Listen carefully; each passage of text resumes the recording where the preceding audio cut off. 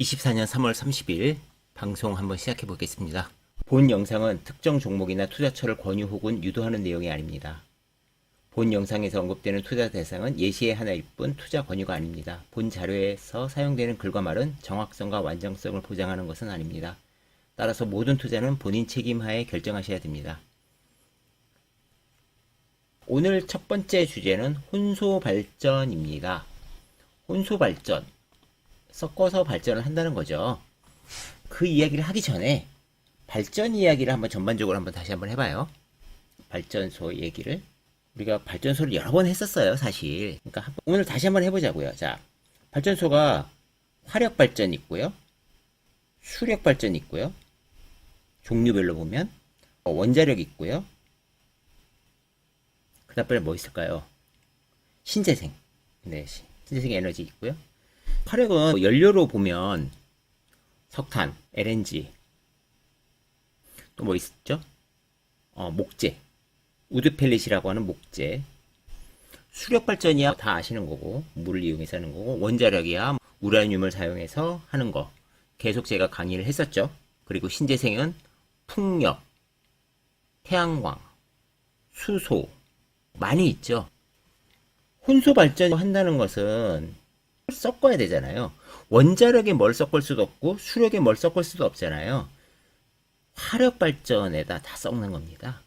그러니까 혼소 발전은 화력 발전소에서 우리가 어떤 목적으로 연료를 두 가지 이상 혼합해서 발전하는 것을 이야기합니다.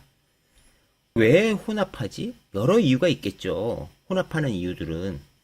그런데 최근 들어서 보면 효율을 높이기 위해서 하는 경우도 있고, 그 다음번에 이산화탄소 배출을 줄이기 위해서 하는 경우가 많습니다. 석탄발전소가 이산화탄소가 제일 많이 나오잖아요. 석탄발전소가 제일 많이 나오고, 보면 제일 적게 나오는 게 LNG라고 생각하시겠지만 사실은 목재발전소입니다. 목재발전소 우드펠릿이라고 하고 바이오라고 하기도 하는데요. 목재발전소는 왜 적게 나오느냐? 나무가 커나가는 과정에서 탄소를 먹었고 자기가 타는 과정에서 탄소를 내뿜지만 결과론적으로는 넷제로입니다. 그래서 목재는 탄소를 안 뿜는 걸로 돼 있고요. 목재 발전 얘기도 좀 이따 다시 한번 설명드리겠습니다. 우드펠릿 이야기는 과거에 제 영상에 있는데요. 그때 좀 시간이 지났으니까 오늘 그 얘기도 좀 잠깐 한번 다뤄드리고요. 여러 가지 발전 이야기들 한번 해보겠습니다. 우리가 이제 발전소가 더 필요한 건 다 알잖아요. 지금 전동화되면서 뭐 자동차도 그렇고 모든 제품들 다 전기로 쓰잖아요. 그것들이 더 확대되고 있고요. 또 최근 들어서는 클라우드 서비스 중에서 AI 포지션이 커지면서 AI 쪽에서 막대한 전원이 필요하게 되고 있죠. 네, 전기차 때문에 또 되고 있죠. 많이 있습니다. 그래서 발전소는 엄청나게 많이 필요한데 그냥 기본 개념을 생각해 보자고요. 원자력은 몇 번 말씀드렸지만 처음 계획부터 전기가 공급되는 데까지 굉장히 오래 걸리잖아요. 한 10년? 뭐 이렇게 걸리고요. 그래서 최근 들어서 많은 거는 네, LNG입니다. LNG 발전소들이 많이 들어오고 있죠. LNG 발전소가 탄소는 배출하지만 석탄 발전소에 비해서 확연하게 적게 배출합니다. 그래서 LNG 발전소 많이 하고 있고, 그 다음번에 석탄 발전소에다가 석탄 플러스 암모니아 이런 여러 가지 것들을 넣어서 탄소 배출도 줄이고 오염물질도 줄이고 이런 노력들이 지금 진행되고 있습니다. 그 이야기를 전반적으로 한번 풀어서 설명을 드리겠습니다. 최근 기사에 보면 이 기사가 나왔었어요. 이 기사를 보시면 서부발전은 수소 혼소, 석탄 암모니아 혼소, 석탄가스화 복합발전, 그리고 수소를 이용한 육불화 화학가스 이런 걸 한다는 거죠. 이 중에서 지금 실제로 많이 되고 있는 것은 요건 이제 조금 시도하려고 하는 거고요. 그러니까 수소 혼소는 천연가스 보일러에다가 수소 혼소를 합니다. 지난번에 제가 수소 혼소 터빈도 설명을 드렸고, 그런 것들을 보시면 결국은 터빈도 만들어야 되고 보일러도 좀 더 다르게 만듭니다. 석탄 암모니아도 석탄에다가 지금 석탄 발전소가 굉장히 많은 오염물질 이산화탄소가 나오니까 암모니아를 넣어서 이산화탄소도 줄이고 오염물 배출도 줄이는 겁니다. 이렇게 생각하시면 됩니다. 아주 오래된 석탄 발전소는 폐쇄해서 SMR로 하던가 아니면 천연가스 발전소로 바꾸기도 하고요. 그런데 지은 지 얼마 안 됐으면 그것을 없앨 수 없잖아요. 좌초 자산이 너무 커지니까. 그럴 경우에는 암모니아 혼소를 하기도 합니다. 그래서 이런 부분들이 있는데 우리가 지금 제일 생소한 것은 석탄가스화 복합발전입니다. 이 이야기 잠깐만 드리고 넘어가겠습니다. 석탄을 가스화해서 발전으로 사용한다는 뜻입니다. 그럼 어떻게 하니? 라고 보면 연료에 관련된 이야기고요. 석탄을 갖다가 굉장히 잘게 분쇄를 합니다. 잘게 분쇄를 해가지고요. 불에다 같이 고압과 온도를 넣어서 해버리면 여기서 이게 가스가 발생되고 그 가스에서 먼지, 재 이런 걸 흡수하고 황을 흡수해서 정제 가스를 넣어서 여기서 연소하는 겁니다. 가스 터빈처럼. 그렇게 해서 다시 회수, 열도 회수해서 다시 발전하고. 그러니까 요 뒤는 그냥 발전소 같은데 요 앞단이 석탄에서 가스를 만드는 과정입니다. 그래서 뒷단은 가스 발전소와 동일하고 앞단은 석탄으로 어떻게 가스를 만드는지에 관련된 이야기입니다. 이렇게 해보니까 뭐가 좋냐? 고온 고압으로 가스로 변환시켜서 돌리니까요.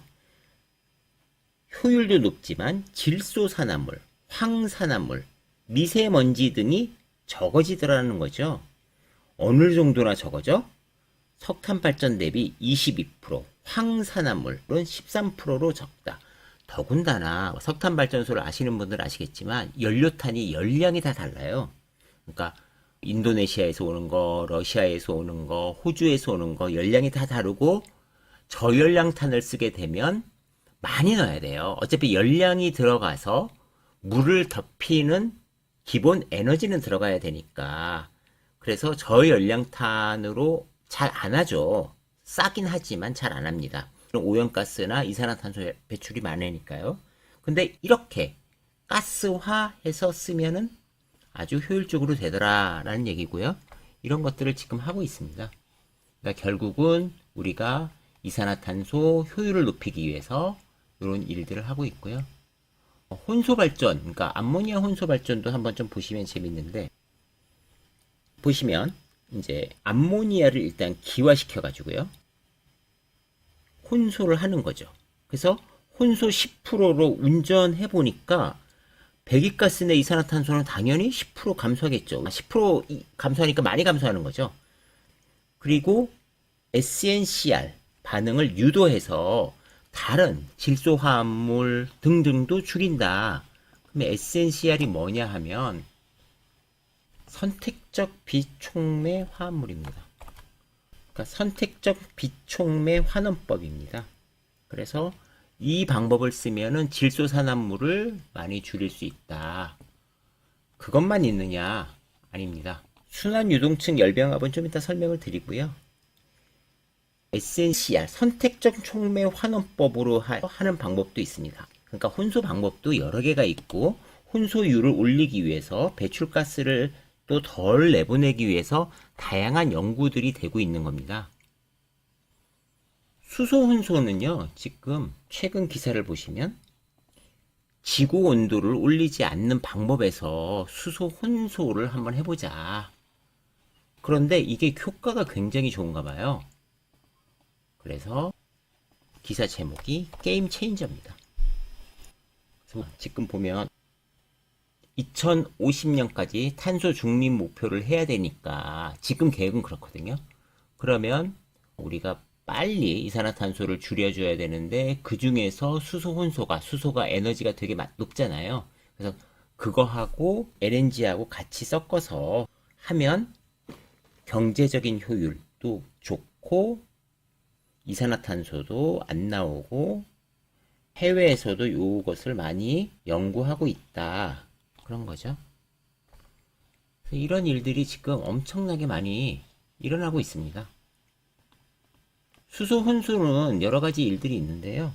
그 중에서 보면 또 여기 나오는 하나 임팩트도 있고 뭐 이런 회사들이 지금 실증 사업을 하고 있습니다. 그래서 혼소율을 갖다가 지금 어떻게 하면 올릴 수가 있느냐라는 부분. 그러니까 네덜란드나 미국 이런 데는 30% 40%인데 우리는 지금 50%까지 좀 올리려고 하고 있고 그랬을 때 지금 어느 정도까지 용량을 할 수 있는지 실증 작업을 하고 있습니다. 그래서 이런 것들도 계속 보시면 우리가 뭐를 투자해야 되지? 했을 때 제가 오늘 드리고 싶은 내용들이 이제 나올 텐데요. 150메가급 같은 경우에는 2027년에 우리가 실증하려고 하고 있습니다. 그리고 암모니아 혼소도 하고 있고 뭐 여러 가지를 하고 있죠. 그러니까 하나로는 안 됩니다. 여러 개를 하고 있고요. 아까도 말씀드렸지만 암모니아 혼소는 신규 석탄 발전소들한테 해야 되고요. 그래서 그런 것들을 보시면 좀 많은 도움이 됩니다. 자, 여기 보시면 KIER에서 갖고 온 자료고요. 이제 보일러 얘기를 좀 한번 해보려고 해요. 아까 살싹살싹 넘어갔는데 이게 보일러들이 좀 다 바뀌어야 되거든요. 그러니까 혼소가 되거나 아니면은 석탄을 가스화하거나 뭐 암모니아를 갖다가 혼소를 하거나 수소 혼소를 하거나 이랬을 때 기존 보일러를 개조해야 됩니다. 그러니까 지금 처음에 나오는 거는 CFBC 순환 유동층 연소 방식입니다. 그러면 최소한 우리가 CFBC 보일러는 어떤 보일러인지 한번 고민해보고 배워보면 좋죠. 그래서 일단 CFBC가 어떤 보일러인지 한번 우리가 다시 보겠습니다. 최근 들어서 요 공시가 나왔단 말이죠. 하나에너지가 발전 설비 공급 계약을 했는데요. 요게 뭐냐면 상장사라서 이름은 좀 가리고 회사 추천은 아니고요. 공시 자료니까요. 그러니까 군산에 있는 하나에너지가 운영하고 있는 집단 에너지의 순환 유동층 보일러 연료를 탄소 중립으로 할 수 있는 우드칩으로, 그러니까 기존에는 유연탄이었는데 우드칩으로 전환하려고 하는데 이때 보일러 연료 이송 시스템 설치 공급 계약을 했다는 거죠. 그러니까 유연탄을 공급하는 거랑 우드칩을 공급하는 거랑 이송 장치가 바뀌어야 되구나.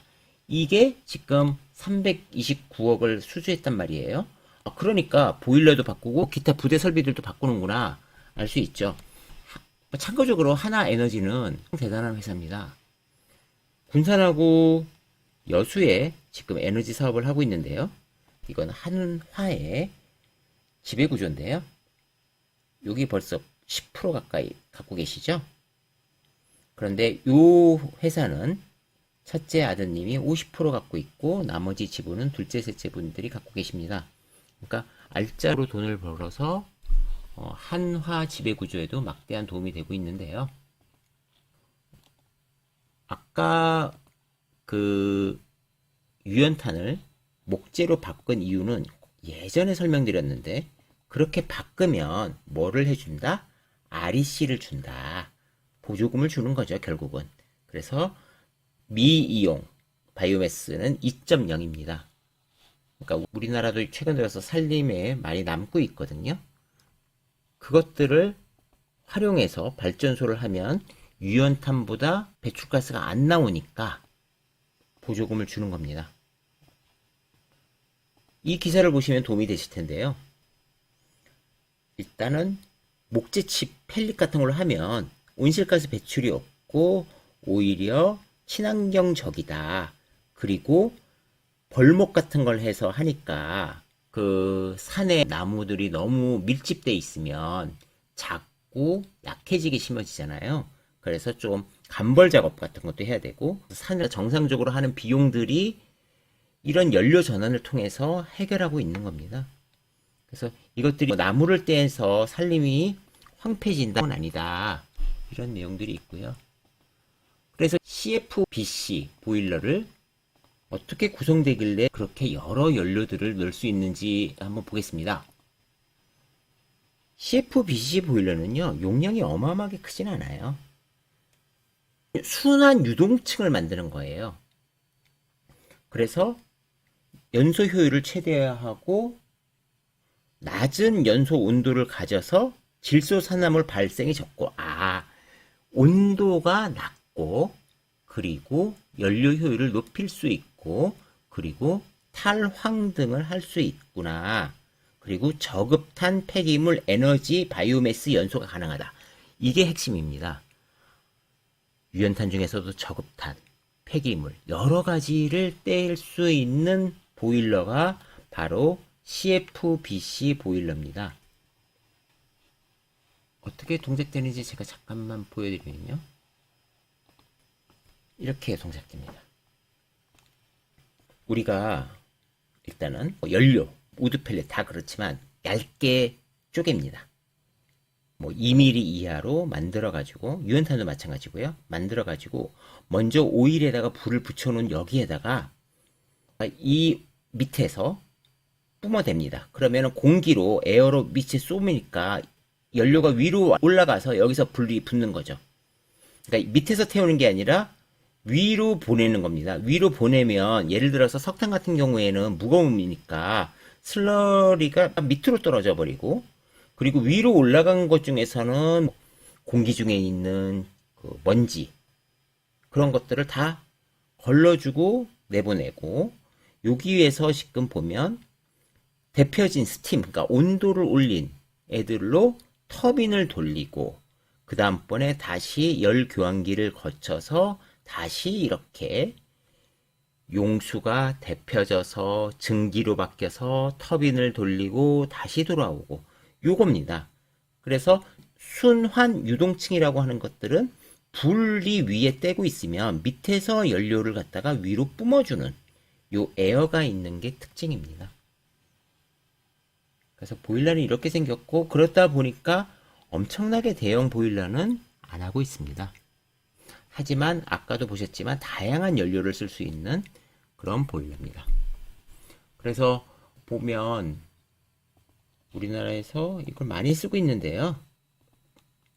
아까 하나에너지도 이 보일러를 쓰고 있고요. 그래서 지금 보면 동해 화력도 있고 800에서 900도가 있고 저급탄, 수분이 많으면 오염물질 많이 나오거든요. 그것들도 쪼개서 뿜어주니까 잘 타더라, 이런 거고요. 그래서 바이오매스, RPF 여러 가지를 갖다 지금 하고 있다. 전 세계에 한 600개 정도 있다. 이렇게 얘기를 하고 있습니다. 그러니까 600개니까 어마어마하게 큰 시장은 또 아니죠. 자, 그러면 보일러가 순환 유동층 연소 보일러만 있느냐? 아닙니다. 지금 제가 오히려 중점적으로 말씀드리고 싶은 것은 배열 회수 보일러입니다. HRSG가 최근 들어서 많아지고 있습니다. 미분탄 보일러는 그렇게 많지는 않고요. HRSG가 어떻게 작동하길래 요새 이것들이 많아지는지 그 동작 원리부터 한번 좀 보면 HRSG는 이렇게 되는 겁니다. 그러니까 지금 이 말뜻 자체에서 보시면 열을 회수한다는 거잖아요. 열을 회수한다는 거니까 결국은 뭐냐면, 제가 예전에도 터빈 돌릴 때 말씀드렸는데 고압 터빈, 중압 터빈 이렇게 말씀드렸잖아요. 똑같습니다. 그래서 이 가스 터빈으로 돌리고 나서 처음에는 압이 세니까 고압을 돌리고, 그 다음번에 중압을 돌릴 때 중압도 다시 열을 조금 더 보충해서 돌려주고, 그리고 저압으로 갔을 때 또 열교환기를 고쳐서 돌고. 그러니까 아까 CFBC는 한 번 버리고 그냥 끝나는데, 얘는 몇 차례에 걸쳐서 열을 회수해서 효율을 높이는 거예요. 그래서 다시 오고, 그러니까 고압증기가 여기로 오고, 또 여기 중압이 여기로 오고, 요 과정에서 다시 가서 주고, 그러니까 열을 갖다가 계속 고압, 중압 다 사용하자 이런 얘기입니다. 그래서 효율이 좋으니까 당연히 석탄 발전이더라도 오염물, 이산화탄소가 적으니까요. 이것들을 많이 쓰게 됩니다. 그래서 이런 개념도가 되는 거죠. 보면 가스 터빈 돌리고 배열을 회수해서 다시 돌려서 증기 터빈 돌리고 그리고 발전기 돌리고 가스 터빈에서 첫 번째 발전기 돌리고 그러니까 전기를 두 군데 혹은 세 군데에서 복수로 전기를 생산하는 겁니다. 그래서 HRSG가 지금 많아지고 있구나 라고 생각하시면 되고 실제로 보일러를 이런 식으로 구성을 합니다. 계속적으로 이렇게 굉장히 큰 본체에다가 밑에서부터 고압, 중압, 고압, 저압 이렇게 구성을 하게 되는 겁니다. 그래서 발전을 계속한다. 그러니까 좀 높죠. 그리고 배열 회수 보일러가 그래서 최근 들어서 잘 되고 있습니다. 그래서 오늘 알아본 이런 보일러들의 종류들 그리고 발전소가 왜 지금 많이 필요한지 보일러가 왜 많이 필요한지들을 알아봤고요. 처음에도 말씀드렸지만 원자력은 굉장히 오래 걸리고 그리고 급하기 때문에 또 우리가 연료전지도 봐야 되고 왜냐면 연료전지가 제일 빨리 전기를 공급할 수 있거든요. 이런 보일러 시설들도 보통 입지 선정까지 치면 한 5년 이상 걸립니다. 그래서 보일러도 되게 많이 늘어나겠지만 우리가 지금 보면 원전 그리고 신재생 막 다 복합적으로 갈 수밖에 없습니다.